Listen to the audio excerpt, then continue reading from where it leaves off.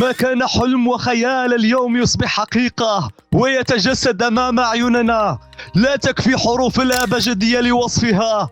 إنه ليوم عظيم، يوم عظيم. إن تاريخنا يكتب بأقدام الأسود، أسود زائرت في دوحة العالم. مبروك لكل حالم. المنتخب المغربي يعطي الدروس. كل إنجاز يبدأ بحلم بعد الأداء الخرافي الذي قدمه أسود الأطلس. أسود الأطلس كلنا تفاءلنا بوصول المنتخب لأبعد نقطة. مبروك لكل العرب، مبروك لكل الأمازيغ، مبروك لكل الأفارقة. المنتخب المغربي أول منتخب عربي وإفريقي يصل لمربع الكبار.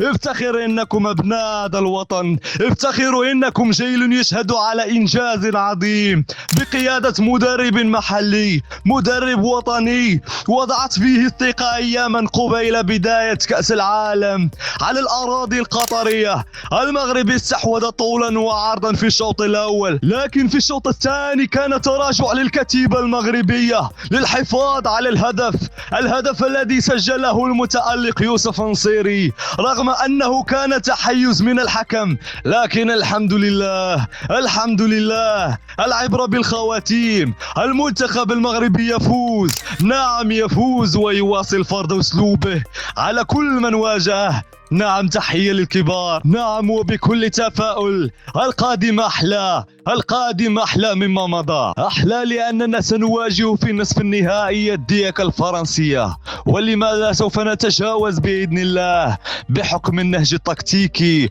والدهاء والذكاء التكتيكي للناخب الوطني وليد الركراكي باعتماده لخطة الدفاع لمثلث برمودا بقيادة نايف أكرد والمزراوي وسايس. هذا المثلث الذي لم يقوى أي منتخب على اختراقه، لم تقوى بلجيكا على اختراقه، ولا كرواتيا ولا كندا ولا إسبانيا بوسطها الناري، واليوم البرتغال هي كذلك لم تقوى على اختراق خط الدفاع المنتخب المغربي. ولو سلمنا أن الدفاع تغير بحكم الإصابات التي ألمت بالمزراوي ونايف أكرد، وبعدما خرج غانم سايس مضطرا بحكم الإصابة برغم أنه خاض المباراة وهو مصاب. شكرا للاعبين على الاستماتة، شكرا للمدرب وليد الركراكي الناخب الوطني الذي يؤكد مرة أخرى أنه ممكن الناخب الوطني أن يذهب بعيدا في المسابقات العالمية. ولا حاجة لنا بنخب، ولا حاجة لنا بالكفاءات الأجنبية. إذا كنت كتفرج فينا من يوتيوب وقال لك بلي قناة جرعة كتستحق الدعم ديالك، ما تنساش تابونا، وأهم حاجة دير لايك وتبارطاجي الفيديو باش يوصل للناس جداد. ما تنساش تتابعنا على الفيسبوك والانستغرام.